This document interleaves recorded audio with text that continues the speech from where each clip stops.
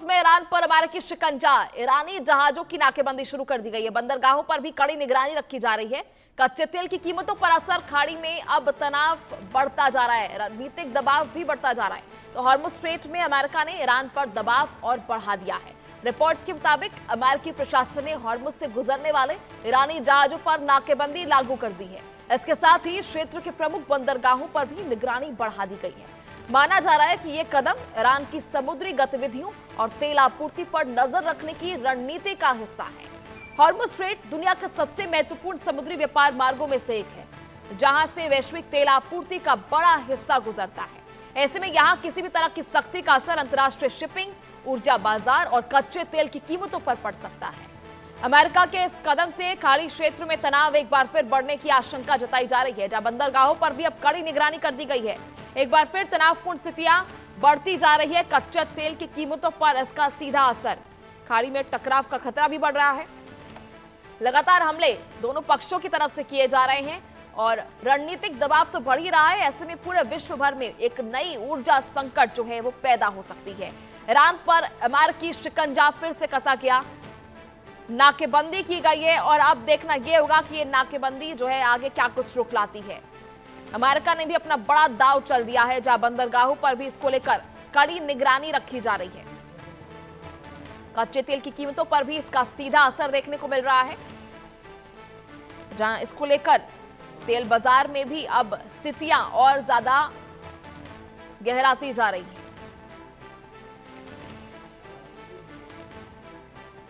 तो हॉर्मुज में ईरान पर अमेरिकी शिकंजा, खाड़ी में टकराव का खतरा लगातार बढ़ता जा रहा है। दोनों पक्षों की तरफ से कई हमले किए जा रहे हैं। बंदर अब्बास को निशाना बनाया जा रहा है।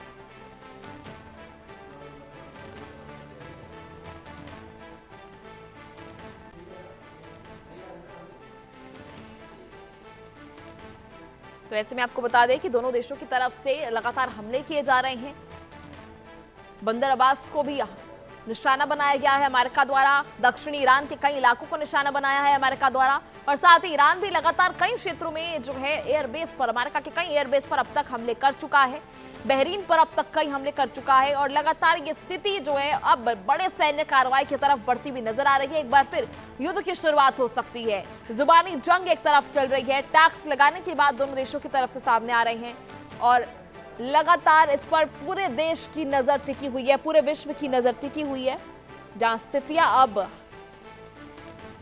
अनियंत्रित होती हुई नजर आ रही है। समझौते को लेकर अमेरिकी राष्ट्रपति डोनाल्ड ट्रंप ने भी हाल ही में बयान दिया था कि ईरान समझौते को तैयार है, लेकिन ईरान के लोग जो हैं वो काफी हिंसक है। ये बड़ा बयान राष्ट्रपति के द्वारा दिया गया था। उनका कहना था कि पूरा ईरान जो है समझौता चाहता है, देश चाहता है, पर देश के कई लोग ऐसे हैं जो हिंसक प्रवृत्ति के हैं, जो ये समझौता नहीं होने दे रहे हैं। हालांकि ईरान की तरफ से, उनके नए सुप्रीम लीडर की तरफ से साफ कह दिया गया है कि अली खामेनेई की मौत का बदला लिया जाएगा और उनकी पिता का मौत का बदला मुश्तबा खामेनेई लेकर रहेंगे। तो लगातार बयानबाजी भी तेज है, जुबानी जंग भी लगातार बनी हुई है और साथ ही हमले भी किए जा रहे हैं। और एक बार फिर स्ट्रेट ऑफ हॉर्मुज जो है वो हॉटस्पॉट बनता हुआ नजर आ रहा है।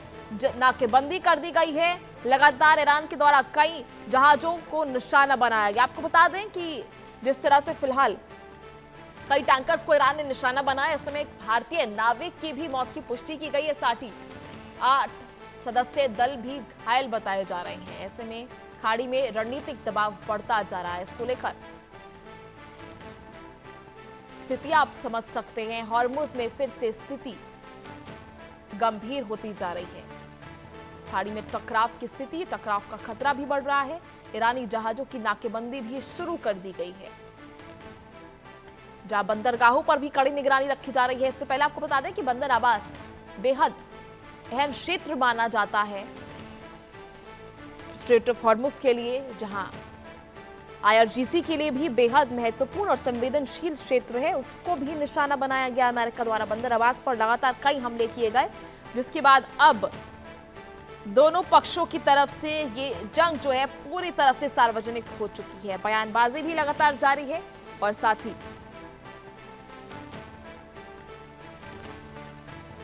दोनों तरफ से हमले भी जारी हैं।